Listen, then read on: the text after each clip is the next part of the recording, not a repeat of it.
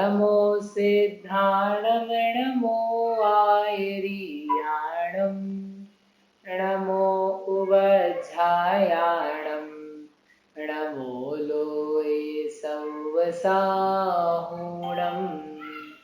नमः श्रीवर्धमानाय निर्धूतकलिलात्मने सालोकानां त्रिलोकानां यद्विद्यादर्पणाय ते। मांगलिक ग्रंथ है श्री रत्नकरंजी शावकाचार्य है। इसके रचयिता आचार्य भगवान श्री समंत भद्र स्वामी है। इसमें अंतिम अधिकार में प्रतिमाओं का स्वरूप चल रहा है, जिसमें आरंभ त्याग प्रतिमा, इसको अपन ने पढ़ना प्रारंभ किया था। आरंभ त्याग प्रतिमा का श्लोक नंबर 144 कल पढ़ा था। क्या बताया था इसमें? आरंभ से व्युपरत होना, आरंभ का त्याग करना। आरंभ क्या कहलाता है? आरंभ शब्द पहले भी आया था जब मुनिराज का स्वरूप पढ़ा था ना, निरारंभो अपरिग्रही, जो आरंभ से रहित हैं और परिग्रह से रहित हैं। तो वहाँ बताया था आरंभ क्या होता है। आरंभ यानी होता है कि जो हिंसा के कार्य हैं उनको सामान्य रूप से आरंभ कहा जाता है, लेकिन यहाँ पर आरंभ का तात्पर्य विशेष रूप से व्यापार धंधे से, जो व्यापार धंधा, कृषि, रोजगार, वाणिज्य, सेवा, शिल्प इत्यादि कर्म किए जाते हैं, उन सभी कार्यों को आरंभ कहा जाता है। कारण क्या है आरंभ कहने का? क्योंकि उसमें हिंसा अधिक पाई जाती है। हिंसा का एक मुख्य रूप से नाम दिया जाता है। बाकी झूठ, चोरी, परिग्रह, इस प्रकार की चीज़ें भी उसके साथ में किसी रूप में प्रवेश कर जाती है। इसलिए ये पाप का हेतु होने के कारण से इसका त्याग यहाँ पर अब कराया जा रहा है। इसके पहले तक इसका अर्थ ये निकला कि व्यक्ति आरंभ यानी जो व्यापार धंधा है वो कर सकता है, क्योंकि उसका घर गृहस्थी है, कामकाज है, उसको चलाने के लिए अपनी स्वयं का अकेले ही हो तो भी जीविका चलाने के लिए उसको ये अलाउड है कि वह व्यापार धंधा, बिजनेस, नौकरी, जॉब कर सकता है। करे ही, हम ऐसा नहीं कह रहे। कोई विरक्त हो, संघ आदि में रहता हो और अलग ही एकांत में वास करता हुआ बहुत अल्प परिग्रह आदि से अपना काम चलाता हो, तो वो बिना उसके भी जॉब करते हुए भी रह सकता है। लेकिन कोई सोचे कि मुझे किसी के आश्रित नहीं रहना है और फिर भी वो संयम में आगे बढ़ना चाहता है, तो ये 7वां प्रतिमा है, वहाँ तक भी नौकरी, धंधा, व्यापार, रोजगार किया जा सकता है, ऐसा इससे मालूम पड़ता है। नहीं तो क्या है कि अपने को ऐसा लगता है कि अपने को यदि प्रतिमा लेनी, व्रत लेना है, तो सबसे पहले क्या करो, धन कमा के इकट्ठा करो, जॉब छोड़ो, फिर अपन क्या करेंगे, व्रत का पालन करेंगे, ब्रह्मचर्य का पालन करेंगे। इसका मतलब अपन अब नौकरी नहीं कर सकते हैं, अपन दुकानदारी नहीं चला सकते हैं। तो वो कहते हैं कि ऐसा नहीं है। जिसकी पूर्ण ब्रह्मचर्य प्रतिमा है ना, ऐसा व्यक्ति नौकरी वगैरह कर सकता है, एक बात। दूसरी बात इससे ये मालूम पड़ जाती है कि ब्रह्मचर्य प्रतिमा में हो तो उसको एक विशिष्ट वेश धारण करके ही रहना पड़े। जैसे अपन ऐसा सोचते हैं कि यदि अपन ने प्रतिमा ले ली तो अपन क्या पहनेंगे, धोती दुपट्टा पहनेंगे, सफ़ेद कपड़ा पहनेंगे, लुंगी पहनेंगे, तो 7वीं प्रतिमा होगी। उसके बिना कैसे होगी? लेकिन आप देखो कि यहाँ पर ये कह रहे हैं कि 7वीं प्रतिमा है और व्यापार धंधा कर रहा है, 8वीं में जाके त्याग है। वो जो 7वीं प्रतिमा वाला व्यापार धंधा करेगा, नौकरी करेगा, तो नौकरी के अनुकूल जो वस्त्र आदि हैं उसको धारण करने पड़ेंगे, तो उन वस्त्रों को भी धारण करेगा। इसका मतलब उसको धोती दुपट्टा ही पहनना पड़े, उसी वस्त्र वेशभूषा में आना पड़े, ऐसा नहीं है। इवन वो रंग बिरंगे भी पहन सकता है। हम ये नहीं कह रहे कि सारे ब्रह्मचारी रंग बिरंगे कपड़े पहने, लेकिन किसी की आवश्यकता हो, नौकरी पे जाना हो और व्यापार करना हो, इधर उधर व्यापार के निमित्त से भ्रमण करना हो, तो वो वहाँ के योग्य जो वस्त्र हैं उसको भी धारण कर सकता है। ऐसा इसलिए कह रहे हैं कि अपने चित्त में जो प्रतिमा और त्याग का स्वरूप है कि ऐसा करने पर ऐसा वेश हो जाएगा, ऐसा बाह्य तरीका होगा, घर छोड़ना होगा, और उसके कारण से उस चीज़ से व्यक्ति विरक्त रहता है कि ऐसा करना पड़ेगा, तो अपन तो करने के इच्छुक भी नहीं है। तो कह रहे हैं आपका सोचना ठीक नहीं है। यद्यपि अधिकांश ब्रह्मचर्य व्रत को धारण करने वाले गृहस्थ भी हैं, गृह त्यागी भी हैं, तो वो वस्त्र सफ़ेद ही धारण करते हैं, लेकिन ऐसा अनिवार्य नहीं है। कि वो बिल्कुल सफ़ेद ही धारण करें। वो चाहें तो पेंट शर्ट भी पहन सकते हैं, वे चाहें तो सफारी भी पहन सकते हैं, वे साड़ी के अलावा कुछ और भी पहन सकती हैं स्त्रियाँ हैं जिसे, वो अनिवार्य नहीं है उसके लिए। ठीक है। ऐसा कहाँ से मालूम पड़ रहा है? ऐसा इससे मालूम पड़ रहा है कि 8वीं प्रतिमा का नाम है आरंभ त्याग, और इस आरंभ त्याग के अंतर्गत व्यापार धंधे की त्याग की बात कही जा रही है। इससे अपने को उसका जो भाव है, भाव समझना चाहिए। क्या है कि अपन समझेंगे तो ये अपने लिए स्पष्ट रहेगा। कोई व्यक्ति अपने को कल को दिखा और वो जॉब कर रहा है, और आपने उससे पूछा क्या करते हो, क्या धर्म कर्म आपका है, तो यदि कहे आपसे मेरी प्रतिमा है, 7वीं प्रतिमा है मेरी, तो आपको उसको देख के क्या लगेगा कि कैसा बर्बाद भ्रष्ट आदमी है, ये कह रहा 7वीं प्रतिमा है, ब्रह्मचर्य प्रतिमा है, और इसके कपड़े देखो, ये नौकरी भी कर रहा है, इसके पास पैसा भी है, तो ये कैसे हो सकता है? यदि आप लेकिन ये स्वरूप समझ जाओगे तो आपको दूसरे को लेकर के कभी अस्थितिकरण का, अप्रभावना का, अवास्तल्य का परिणाम नहीं आएगा। आपको उसको देख करके लगेगा कि हाँ ये हो सकता है, इसमें ये संभावना है। और अपने आप के लिए भी आप ऐसा कर सकते हो कि मुझे ऐसा नहीं कि ब्रह्मचर्य ले लिया मैंने तो मुझे दूसरे के आश्रित ही होना है, मैं अपना भी कार्य करता हुआ करती हुई ये ब्रह्मचर्य प्रतिमा का पालन कर सकता हूँ, कर सकती हूँ। इतना जरूर है कि वे वस्त्र, वो जॉब, वो नौकरी इस प्रकार की नहीं होनी चाहिए जिससे अपने सम्यक्त्व में और व्रतों में दोष लगे। ऐसा जॉब नहीं होगी जहाँ पे अपने को दूसरे पर पुरुषों को ही रिझाना पड़े। रिसेप्शनिस्ट के ऐसे जॉब हो जहाँ पर अपने शील के ऊपर ही संकट हो, या किसी पुरुष की ऐसी नौकरी हो जहाँ पर उसको सचित भोजन करना पड़े जिसपे सामायिक ना निभ सके, प्रोषदोपवास ना हो सके, तो फिर वो फिर उसके लिए नहीं बन पाए, क्योंकि ऊपर के व्रत जो हैं उनका साथ में पालन चाहिए ना। तो वो साथ में पलते रहें, उनका पालन होता रहे, और फिर ऐसा कोई व्यापार धंधा, नौकरी हो, वेशभूषा हो, चल सकती है, ऐसा जाना। अब यहाँ पर ये आरंभ त्याग है, इसमें आता क्या क्या है तो बताया ना। मुख्य रूप से तो क्या आती है इसमें चीजें कि जो आपका नौकरी धंधा है, तो क्यों उसको लिया? ये जो श्लोक है, श्लोक में क्या लिया आचार्य महाराज ने? सेवा यानी जॉब, नौकरी, कृषि यानी खेती, वाणिज्य यानी व्यापार, प्रमुखात यानी इन ये आदि, प्रमुख यानी आदि। तो ये जो 3-4 चीजें दी इन्होंने, आदि, और आदि में सब बाकी सब लिया, तो वो ही चीज लेना चाहते हैं जो रोजगार धंधे से संबंधित है, जिसको अपन अन्य भाषा में उद्योगी हिंसा कहते हैं। तो उससे भी विरक्त क्यों होना, तो उसका भी हेतु दिया कि प्राणातिपात हेतु, ये जितने व्यापार धंधे के काम हैं इसमें हिंसा नियम से पाई जाती है। आप कोई सा भी काम करोगे तो उसमें कुछ ना कुछ हिंसा का कार्य अवश्य होगा। एक भी कार्य ऐसा नहीं है व्यापार धंधा, कृषि, सेवा, वाणिज्य का जिसमें हिंसा की भावनाएं, प्रधानताएं ना पाई जाती हो। आप कह सकते हो सॉफ्टवेयर इंजीनियर एक आदमी बैठा बैठा क्या कर रहा है? कुछ नहीं काम कर रहा है। काम क्या मतलब हिंसा नहीं कर रहा है, लेकिन उसके जाने आने, बैठने, ऑफिस चलाने, कंप्यूटर चलाने, ये सब चीज़ों का आप काउंट करो तो उसमें हिंसा का संबंध बन जाएगा, क्योंकि जाना तो पड़ेगा ना कैसे भी करके उसको ऑफिस। और वो जा किस बात के लिए रहा है? काम के लिए जा रहा है, कोई शुभ कार्य तो है नहीं जाना। तो इसलिए जितने सेवा, कृषि, वाणिज्य आदि के कार्य हैं उनमें प्राणातिपात, प्राणों का अतिपात, प्राणों का गिराना, प्राणों की हिंसा होना जीवों की, वो पाई जाती है।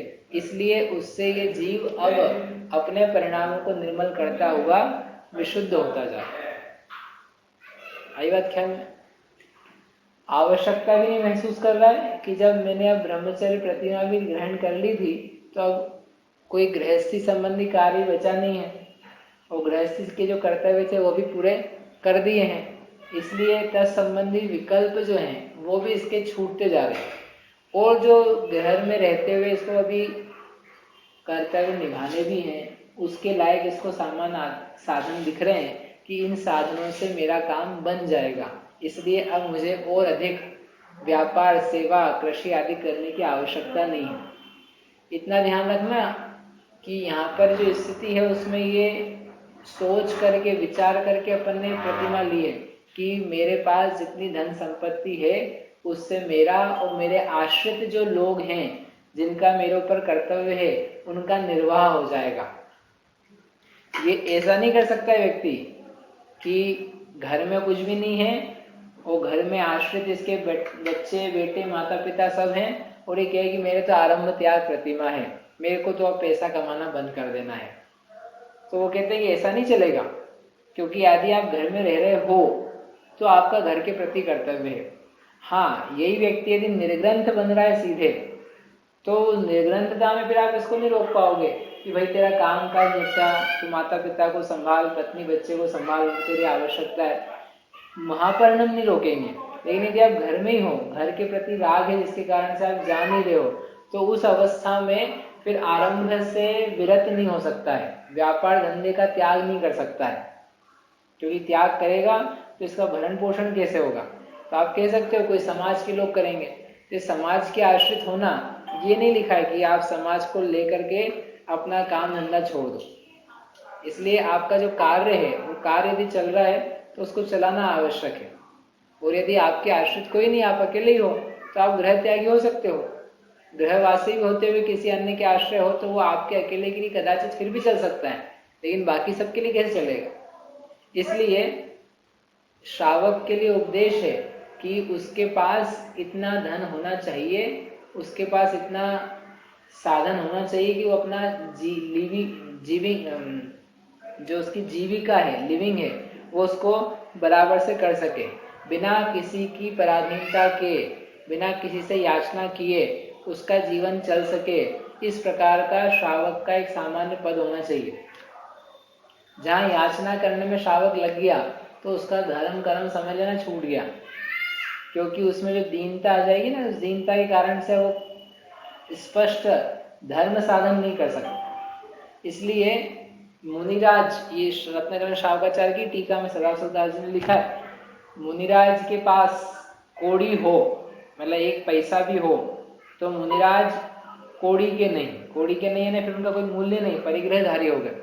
और श्रावक के पास कोड़ी ना हो, यानी एक पैसा ना हो, तो वो कोड़ी का नहीं, मतलब उसकी कोई कीमत नहीं है। कीमत यानी उसकी इज्जत कैसे होगी, उसका याचना के कारण से हीनता होगी, और उस हीनता को देखता देखता वो अपने आप में संक्लेश का अनुभव करता है, उसका धर्म ही छूट जाएगा। इसलिए हम ये नहीं कह रहे हैं, या श्रावक ग्रंथ में ये भी नहीं कहा है कि आप अनावश्यक परिग्रह जोड़ो, लेकिन यदि श्रावक है तो उसको अपनी जीविका चलाने के लिए, घर चलाने के लिए, शरीर चलाने के लिए आवश्यक परिग्रह की आवश्यकता पड़ती है। समझ नहीं बात। लेकिन इसका अर्थ विपरीत मत निकाल लेना कि आपने कहा था परिग्रह की आवश्यकता पड़ती है तो अपन तो लगे फिर दिन रात कमाने में। दिन रात कमाने की आवश्यकता नहीं पड़ती है, इतनी आवश्यकता है जिससे अपना जीवन निर्वाह हो जाए बिना किसी से याचना किए, उतनी जरूरत है। उसके लिए आपको छूट है और उससे उतना निर्वाह हो गया, अपना उतना काम बन गया, तो भला है कि व्यापार धंधे से विरक्त होकर के, जॉब से विरक्त होकर के अपन अपने आत्मा के हित के लिए कुछ कार्य करें, अपनी आत्मा में लगे, पढ़ने का काम करें, पढ़ाने का काम करें, स्वाध्याय करें, पूजन करें, सामायिक करें, इसमें अपना समय जाए ना। तो भले अपनी प्रतिमा नहीं ले रहे, प्रतिमा तो बहुत ऊंची है, लेकिन कम से कम अपनी बुद्धि में इतना बैठ जाए कि अपन कितना धन चाहते हैं। ये आरंभ त्याग तो बहुत आगे जाकर के होता है, लेकिन कम से कम अपने जीवन के गोल्स, लक्ष्य तो निश्चित होंगे, अपन चाहते क्या अपने आप से, अपन कितना धन अधिक कमाते रहेंगे, कब तक प्राणी हिंसा तो होगी, साथ में जो अपने भाव है परिग्रह के प्रति, भोगों के प्रति, धन के प्रति, वो तो आगे के आगे बढ़ते जा रहे हैं, कम तो हो ही नहीं रहे। इसलिए अपनी आवश्यकताएं कितनी है और अपनी लालसाएं कितनी हैं, इसका एक पैमाना देखना अपने आप। ये तो आप सब जितने भी लोग जॉब कर रहे हैं, व्यापार कर रहे हैं, वो जिंदगी भर वही करते रहेंगे, कभी छूट भी नहीं पाएंगे उससे। तो फिर आपने कहा था प्रतिमा तो 8वीं होती है जहाँ पे जॉब का त्याग होता है, अपन तो पहली में ही नहीं है, तो पहली में नहीं तो 8वीं में नहीं है, कि भाई होता तो 8वीं में ही पूरा त्याग, लेकिन कम से कम उससे विरक्ति का परिणाम तो आ सकता है ना, वहां से बच कर जो समय है वो समय अपना अच्छे कार्य में जा सकता है, प्रशस्त में। अपनी आत्मा के लिए नहीं दे सकते हो तो सेवा में देना। तो इस प्रकार से यहाँ पर ये रीजन दिया है प्राणातिपात की, जितने व्यापार धंधे हैं इनमें नियम से हिंसा पाई जाती है, और हिंसा का त्याग करने का इच्छुक तो अकेले हिंसा ही नहीं है, हिंसा तो एक पाप दिया मुख्य। जहाँ हिंसा होती है तो वहाँ उसके योग्य झूठ, चोरी, कुशील, परिग्रह ऐसी चीजें भी आने लगती हैं। व्यापार धंधा करता करता बैठा है दुकान पे आदमी, तो आते जाते स्त्री पुरुषों को देख देख के रागी द्वेषी होता रहता है, तो उसमें भी उसके कुछ दोष आदि लगते रहते हैं, कुशील जैसे पापों के, भोगों की वांछा बनती रहती है। तो ऐसा करके पांचों ही पाप उसके हेतु रूप बन जाते हैं। इसलिए जो 5 पाप से और बचने का इच्छुक है वह इसका भी त्याग करते हैं। यद्यपि पहले अणुवत में भी 5 पाप का त्याग किया है, एक देश त्याग किया है, लेकिन अब कहाँ जाना है अपने को? एक देश से पहुंचना है महादेश, महाव्रत पर। तो उस महाव्रत पर जाने के लिए ये जो व्रत है ना, ये जो बीज की प्रतिमा है, ये पुल का काम कर रही है, मतलब उधर पूर्ण त्याग की तरफ अपन बढ़ रहे हैं। तो अभी पूर्ण त्याग नहीं हुआ है क्योंकि अभी भी परिग्रह है, अभी भी घर में ही है, लेकिन जो व्यापार धंधे संबंधित हिंसा थी उससे तृष्णा का भी त्याग, उसके पद संबंधी मान कषाय का भी त्याग, अपना जो समय उसमें लगता था तो समय अब धर्म कार्य में जाए, स्व के लिए जाए, तो वो जो आदत पड़ी है काम करने की उससे अपना व्यू चेंज होना, निज आत्मा के हित के लिए लगना, ये चीज का अभ्यास। क्योंकि जब एक बार मुनि बनेगा व्यक्ति तो उस समय क्या करेगा? कोई गपशप, टाइम पास, जैसे लोगों को क्या है आदत कि काम पे जाते हैं तो काम पे जा करके काम तो करते ही जितना होता है, लेकिन एक आदत पड़ जाती है कि हम ऑफिस जाते हैं तो हमारा टाइम भी निकल जाता है। अभी ऑफिस नहीं जाएंगे तो घर में बैठेंगे, घर में बैठेंगे तो क्या करेंगे? दिन भर 8 घंटे 10 घंटे, बहुत परेशान हो जाते हैं। इसलिए हम तो क्या कर रहे हैं? ऑफिस जाते हैं। तो ऑफिस जाके क्या अपना टाइम निकल जाता है। अब जब ऑफिस जाने की, जॉब करने की, व्यापार खोलने की आदत हो गई तो व्यक्ति को दूसरे कार्य सुहाते नहीं है, वहीं पे टाइम पास होता है उसका। अब ऐसा व्यक्ति यदि हमेशा ये आरंभ से विरक्त ना हो तो ये महाव्रती बन जाए, तो महाव्रती बन के फिर क्या करेगा दिन भर? अब इसको व्यापार धंधा तो हो नहीं रहा है, और पढ़ने की, सामायिक की, शुभ कार्यों की आदत नहीं है, तो वो आदत भी नहीं है, परिणाम वैसे नहीं है, महाव्रत फिर भी ले लिए, लेने के लिए, तो अब ये वहां पर समय कैसे गुजारेगा? इसके चित्त में वहां पर फिर स्थिरता नहीं रहती, फिर ये दूसरे काम निकालता है, लोगों को ढूंढता है, टाइम पास करके नहीं बातें करता है, कहो तो कुछ पेपर वेपर ही पढ़ने लग जाए। तो ये जो प्रतिमा है ना, ये केवल हिंसा का त्याग नहीं करा रही है, ये आपको प्रिपेयर भी कर रही है कि इस नौकरी धंधे वगैरह से छूटे अपन, तो अपना जो समय आया, तो अपना समय अपन ने 10-15 साल नौकरी धंधा किया, तो वो जो समय उधर जाता था उसको अपने को यूटिलाइज कैसे करना है, उसको अपने को स्वाध्याय में कैसे देना है, आत्मचिंतन, मनन, सामायिक, इनमें कैसे देना है, और देख करके अपने को लग कैसा रहा है। क्योंकि जैसा अभी लग रहा है, सामायिक जब प्रतिमा थी तो उस प्रतिमा में अपन 2-2 घड़ी के लिए ट्राई कर रहे थे कि कैसा लगता है। प्रोषधोपवास था तो उसमें बीच के 8-8 दिन में एक दिन, 1.5 दिन अपने को मिल रहा था कि ऐसा लगातार करेंगे तो कैसा रहेगा, मुनिचर्या जैसा। अब यहाँ पर क्या कर रहे हैं कि उस मुनिचर्या के बहुत नजदीक पहुंच रहे हैं, यानी आरंभ का त्याग करके हमारे पास 24 घंटे आ गए। अब उसमें घर गृहस्थी के काम रहेंगे थोड़े बहुत, लेकिन फिर भी अपना जो मेजर टाइम था, डे टाइम, वो अपने को मिल गया। अब आप इस डे टाइम को कैसे निकालोगे? आप ये देखो, इसको निकालने की क्या विधि है? निकालने की यानी अपनी भाषा में क्या निकालना, वास्तव में तो जिसकी विरक्ति है तो वो शुभ कार्य में, शुद्ध आत्मा के ध्यान में, पंच परमेश्वरी की भक्ति में, पूजा में, विधान में, प्रशस्त कार्यों में, उसमें लगाएगा। लेकिन लग पाता है कि नहीं रोज? वो अपन प्रोषधोपवास हर 8-8 दिन में एक बार करने में तो कर रहे थे, लेकिन अब रोज ही अपने पास जॉब नहीं है, फ्री हो आप, अब आप क्या करोगे? तो आप करके देखो तो समझ में आएगा कि धर्म के प्रति और निज के प्रति किस प्रकार का संस्कार है। तो ये चीज जो है आरंभ त्याग, इसको उस स्थिति के लिए प्रिपेयर कर रही है। ठीक है, समझ में आया इसका हेतु? अच्छा, तो ये इससे निर्विरक्त होकर के हिंसा से भी छूटा, समय का सदुपयोग करना सीखा, अपना माइंडसेट बदला और बदल करके यहाँ पर आ गया। आपके लिए भी समझ लेना ये बात कि अपन जो कार्य करते हैं ना, 15-20-30 साल आपने किया, 30 साल से जॉब कर रहे हो और आप सोच रहे हो कि 30 साल बाद हम क्या करेंगे? धर्म का कार्य करेंगे, स्वाध्याय भैया, फिर आपके जैसा स्वाध्याय करेंगे, दिन भर करेंगे, रात भर करेंगे, बस वही करते रहेंगे। और अभी अभी अपने पास समय कम है, थोड़ा बहुत मिल जाए सो मिल जाए, नहीं मिले तो भी ठीक, क्योंकि अभी तो हमारे कमाने के दिन है। तो वो कहते हैं कि भैया ऐसी गलतफहमी में मत रहना। आपने यदि 30 साल नौकरी कर ली, 30 साल छोड़ो 10 साल ही कर ली, तो वो 10 साल जो नौकरी करी है और आपका जो शेड्यूल बन गया है, वो जो आदत पड़ गई कर्ता बनने की, उसको छोड़ पाना, उससे निकल पाना बड़ा मुश्किल होता है। और एक एक दिन जैसे जैसे बीतता है उस नौकरी व्यापार धंधे काम में, और उसके फ्रूट्स आते हैं, रिजल्ट आते हैं, वो रिजल्ट अपने को दिखते हैं, मैंने किया, मेरे से हुआ, मैंने समय दिया, समझाया, लिखा, प्रोग्राम बनाया, और फिर पद बढ़ते जाते हैं, फिर धन भी बढ़ता जाता है, जॉब पे अप्रेजल होते होते, प्रमोशन होते होते कुछ धन की भी मात्रा में वृद्धि होती है। तो वो सब चीजें छूट पाना इस व्यक्ति से वो संभव नहीं होती। मैंने लोगों को देखा, उनको जॉब की जरूरत ही नहीं है, आवश्यकता ही नहीं है, फिर भी करते हैं। ये क्यों करते हो? बोले अच्छा लगता है करना, घर पे क्या करेंगे।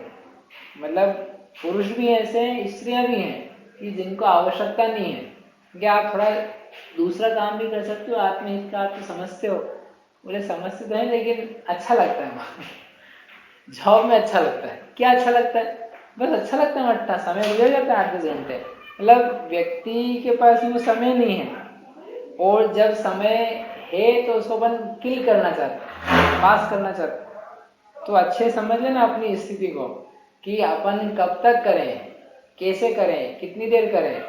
और अभी से ही जो अपनी वर्तमान स्थिति है, इस वर्तमान स्थिति में भले आप 25 के हो, चाहे 30 के हो, चाहे 35 के, चाहे 40 के, 50 के, मुझे अभी ही समय देना है अपने आप को समझने के लिए, भगवान को समझने के लिए, जिनवाणी को जानने के लिए, पूजा विधान भक्ति आदि सबके लिए वर्तमान में से समय निकालेंगे और उसमें रस बनेगा, तो फिर धीरे धीरे आपको उस व्यापार धंधे में से समय आप कम करते हुए इसमें ज्यादा दोगे तो मजा आएगा।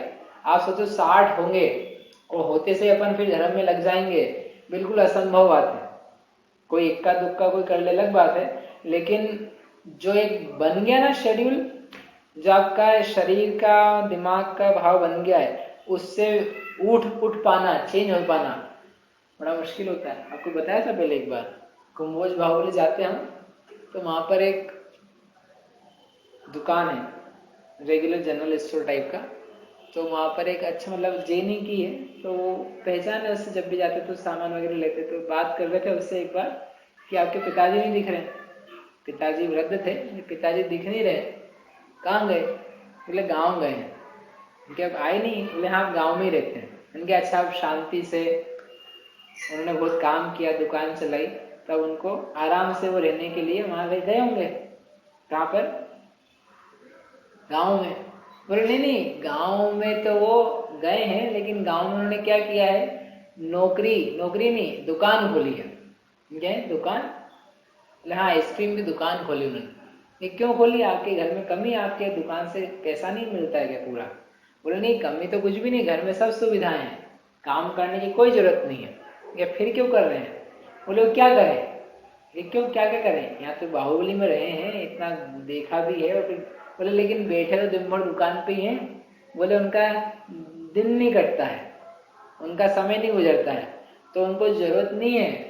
60 के ऊपर हो चुके हैं, शरीर में भी ज्यादा शक्ति नहीं है, फिर भी दुकान जाके खोली गांव में, क्योंकि यहाँ तो लड़का बैठे नहीं देता है ना।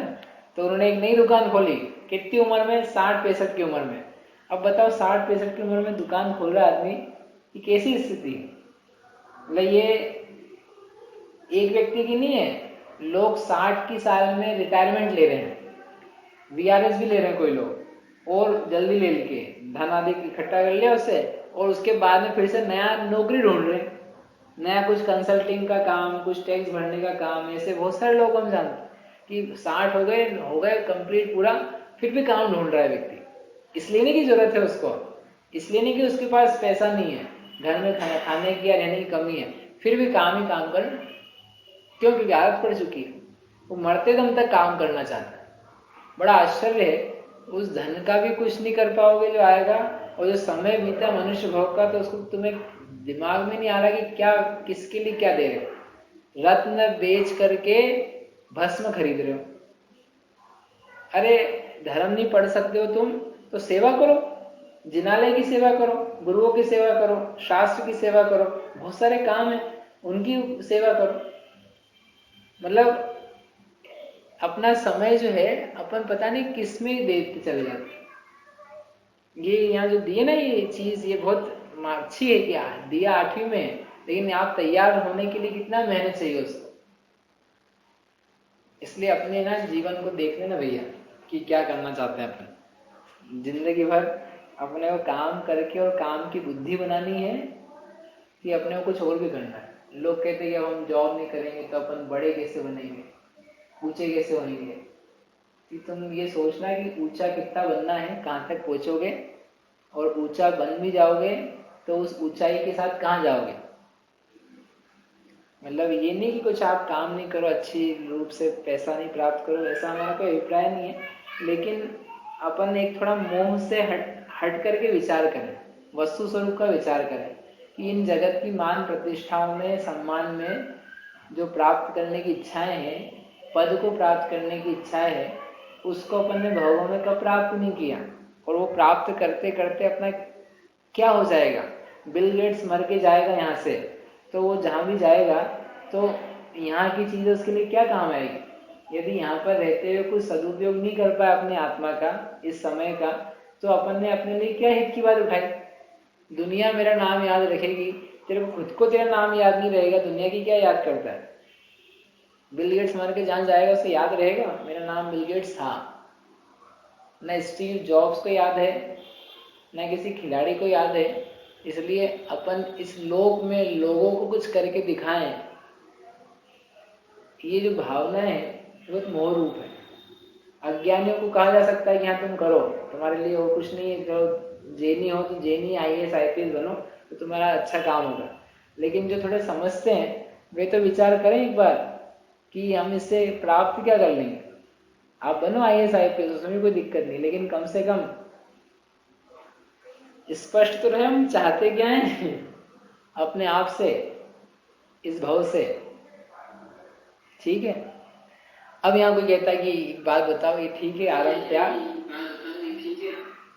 क्या घर के काम का भी त्याग हो जाएगा।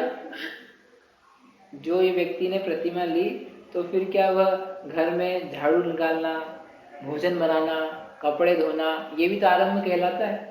क्या इसका भी त्याग हो जाएगा कि इसको वो कर लेगा। बाजार से सब्जी लेके आनी है, सब्जी सुधारनी है, घर में भोजन बनाना है, आहार दान देना है, स्वयं को आहार करना है, ऐसे अनेक बातें हैं। कपड़े धोना है, घर साफ करना है, पुताई करनी है, तो ये सब कार्य आरंभ के अंतर्गत आते हैं। तो क्या इन कार्यों को भी वो नहीं करेगा, बिल्कुल घर में बैठे ही रहेगा। तो आचार्य कहते हैं ये जो रत्नकरण श्रावकाचार्य है, इसके मत से अपन देखें तो आचार्य कह रहे हैं कि हम उनकी बात नहीं कर रहे हैं। क्योंकि यदि घर में रह रहा है ना, तो घर के लायक जो इसके काम हैं, झाड़ू निकालना, कपड़े धोना, भोजन बनाना, भोजन गलाना, फल सब्जी लाना, इन सब की हम मना नहीं कर रहे हैं। क्योंकि यहाँ आरंभ त्याग करा रहे हैं, और आरंभ त्याग से हमारा प्रयोजन जिनमें हिंसा विशेष रूप से है और जो व्यापार धंधे से संबंध रखती है उसका है। इसलिए ये जो घर गृहस्थी के काम हैं, इनका त्याग अभी नहीं बन पाएगा, ये आगे करेंगे। एक बात। दूसरी बात, जो त्याग भी किया है तो वह मन वचन काया से और कृत कारित से किया है। यानी स्वयं नहीं करता है और दूसरों से वो व्यापार कराता नहीं है, परंतु अनुमति या अनुमोदना जिसे कहते हैं, उसका यहाँ पर त्याग नहीं बन पाता है। क्यों? क्योंकि घर के जो बच्चे हैं, जिनको अपन ने समझाई है चीज़ें व्यापार आदि करने के लिए, दुकान चलाने के लिए, नौकरी के लिए, या वो पूछे भी अपने से कौन सी नौकरी वगैरह करनी है, तो उसको समझाने की आवश्यकता पड़ सकती है, उसको सिखाना पड़ सकता है। तो अभी इसने सिखाने का, बताने का त्याग नहीं किया है। ये नहीं कह रहा कि तुम ये व्यापार करो, कराने का त्याग है, लेकिन ये व्यापार में ऐसा किया जाता है, ऐसा करने की आवश्यकता पड़ती है, इसे सावधानी रखना, ये ऐसा होता है, ये ऐसा होता है, माल ऐसे बिकता है, इस प्रकार इसे कुछ सिखाना हो पुत्र को, कुटुंबी को, जो अपने आश्रित है, हर किसी को नहीं, तो उसके लिए इसका अभी त्याग नहीं है। वो त्याग आगे जाके 10वीं प्रतिमा में होगा, जहाँ सर्व प्रकार की अनुमति का त्याग होगा।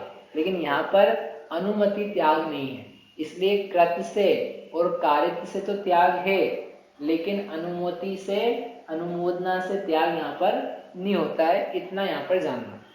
आई बात समझ में? अंतिम एक बात कि यदि ऐसा है कि इसने आरंभ का त्याग कर दिया है तो शुभ कार्य भी होते हैं बहुत सारे, उसमें भी आरंभ किया जाता है, जैसे मंदिर बनाना, पूजा करना, अभिषेक करना, पानी छानना, आहार आदि देना, तो इन सब में भी तो हिंसा होती है, तो उसका भी क्या त्याग हो जाता है यहाँ पर, क्योंकि आरंभ त्याग है। तो आचार्य कहते हैं कि हमने हेतु दिया है, प्राणी हेतु, प्राणातिपात हेतु, जिसमें प्राणों की हिंसा होती हो। और ये जो पूजा पाठ शुभ कार्य आप कह रहे हो, इसमें तो प्राणों की हिंसा बचा बचा के काम किया जाता है, कि जिससे जीवों की हिंसा ना होवे, उनके प्राणों का वियोग ना होवे, देखभाल करके शोध करके किया जाता है। इसलिए हम इन कार्यों के निषेध की बात नहीं कर रहे हैं। यानी 8वीं प्रतिमाधारी कोई व्यक्ति है तो वह भी जिनेंद्र भगवान की पूजा करे, अभिषेक करे, आहार दान दे, मंदिर आदि बनाए, इस प्रकार के कार्य अभी भी वो कर सकता है। उन कार्यों के होने का निषेध अभी 8वीं प्रतिमा में नहीं है, क्योंकि वे कार्य तो वैसे भी हिंसा से बचा करके प्रशस्त परिणामों से किए जाते हैं। ठीक है, इस प्रकार से इस प्रतिमा को धारण करने वाला व्यापार धंधे से बुद्धिपूर्वक निवृत्त होता है और वह समय अपने हित के लिए जैसे पहले से दे रहा था वैसे देता है। एक बात इसमें से और समझ में आती है, जैसे यहाँ दिया ना, वाणिज्य सेवा कृषि वाणिज्य, इसका अर्थ क्या निकला कि कृषि का त्याग अब यहाँ करता है। इसका अर्थ ये है कि इसके पहले तक कोई व्यक्ति कृषक भी हो तो 7वीं प्रतिमा तक हो सकता है। ऐसा नहीं है कि कोई कृषि करता है तो उसको सम्यक भी नहीं हो सकता, सम्यक तो हो ही सकता है, 5वां गुण स्थान भी हो सकता है कृषि करते हुए, पहली दूसरी से लेकर के 7वीं प्रतिमा तक वो आ सकता है। क्यों? क्योंकि वो कृषि जो है वो एक प्रकार का व्यापार है, एक प्रकार की चीज है जो आगम निहित है, आगम में कही गई है, और उसमें यद्यपि हिंसा की प्रधानता है अन्य की अपेक्षा से, तथापि वह भी कृषि करता हुआ उसने उस प्रकार की हिंसा का त्याग नहीं किया है, क्योंकि उद्योगी है ना उसके लिए, तो वह 5वां गुण स्थान उसका 7वीं प्रतिमा तक के लेवल का हो सकता है। लोग क्या समझते हैं कि कृषि है तो कृषि तो सबसे पहले छोड़ दो, कृषि जो है उसके बिना ही पंचम होगा, कि कृषि है तो वो तो बहुत पापी है, तो पापी जीव को कैसे पंचम बन जाएगा, तो वो नहीं बन पाएगा, ऐसा वो सोचते हैं। लेकिन ये पढ़ना चाहिए इसको बराबर, तो आपको समझ में आ जाएगा कि कृषि करने वाला भी, कृषि करता हुआ कृषक पंचम गुणस्थान वर्ती हो सकता है। कोई नया कृषि का व्यापार नहीं चालू कर ले, हम उसका समर्थन नहीं कर रहे, लेकिन कोई पहले से कृषि कर रहा है तो उसको कृषि छोड़ करके पंचम होगा ऐसा नहीं है, वहीं रहते हुए हो सकता है। अरे शूद्र को हो सकता है, शिल्प कार्य करने वाले को हो सकता है, नाचने गाने वाले को भी हो सकता है, मतलब उसको हो सकता है, हर व्यक्ति को होते ही ऐसा नहीं, लेकिन उसकी ऐसी भूमिका है, उसका ऐसा परिणाम विशुद्ध हो सकता है कि पंचम को प्राप्त करे। ऐसे आरंभ त्याग से अपन अपने वर्तमान जीवन में समझें कि कैसे अपने को आरंभ का त्याग करना है, कैसे व्यापार आदि से, जॉब से विरक्त होना है, और उस समय जो अपना निकल रहा है वो निकल करके अपने को किन कार्यों में लगाना। क्योंकि होता है क्या, लोग टाइम तो निकाल लेते हैं, जॉब भी छोड़ देते हैं कई बार, लेकिन वो टाइम क्या है, फिर इधर उधर टाइम पास करते हैं, सही जगह नहीं लगाते, तो फिर लाभ क्या उठाया भाई, जॉब छोड़ी है, रिटायरमेंट लिया ही है, VRS लिया है, तो फिर उसका सदुपयोग करो, सही जगह लगाओ। बच्चे को समझा दिया व्यापार धंधा, अब अपन क्या करने लगे, अपन अब सोशल मतलब वो क्या चलते हैं, ग्रुप चलते हैं ना, दिगंबर जैन ग्रुप, तो यहाँ कभी खाने में जा रहे हैं, कभी शादी में, कहीं मिलने में, कहीं परण में, कहीं लगन में, तो तुमने समय का सदुपयोग कहाँ किया, अच्छी जगह करो उसको। ठीक है, इस प्रकार से ये 8वीं प्रतिमा भी यहाँ पर हो गई। अब बची 3 प्रतिमा है, उसको अपन अगले हफ्ते से करेंगे। हाँ, जैसे कि आपने बताया कि जो आरंभ त्याग प्रतिमा वाला है वो व्रत से नहीं करेगा, कार्य और अनुमोदना से करेगा, बरोबर? नहीं, कृत और कार्य से नहीं करेगा, अनुमोदना उसके हो सकती है। तुम्हें अनुमोदना का फल भी तो कृत और कार्य के समान ही बताया है? नहीं बताया है। आप बताना कौन से शास्त्र में बताया कि अनुमोदना का फल कृत कार्य जैसे ही है। अपन अलग अलग प्रकार से पढ़ते हैं ना, 108 प्रकार से पाप, तो सब एक जैसे नहीं है। कृत अलग है, कारित अलग है, अनुमोदना अलग है, और सबके फल भी एक जैसे नहीं है। कभी ऐसा भी हो सकता है कृत में कम पाप हो, अनुमोदना में ज्यादा हो, और कभी ऐसा भी होता है कृत में ज्यादा लगा और अनुमोदना में कम लगा। और कहीं जैसा भी कृत करो, कृत मत करो, कारित करवा दो, मतलब दूसरे से करवा लो, आप नहीं करो, तो वो एक जैसे नहीं। एक सामान्य कथन अलग होता है, और उसमें विशेष में आप जाके देखेंगे तो आपको समझ में आएगा कि ऐसा नहीं है सर्वथा। एक बार अपन ने एक्सरसाइज दी भी थी, आई थिंक छेड़ाला के अंतर्गत किया था, सबने दिया था और डिस्कस भी हमने किया था इसी विषय को। ठीक है। जावाणी के ज्ञान ते सूझे लोकालो, सो वाणी मसक नवो सदा देत हो ढोक।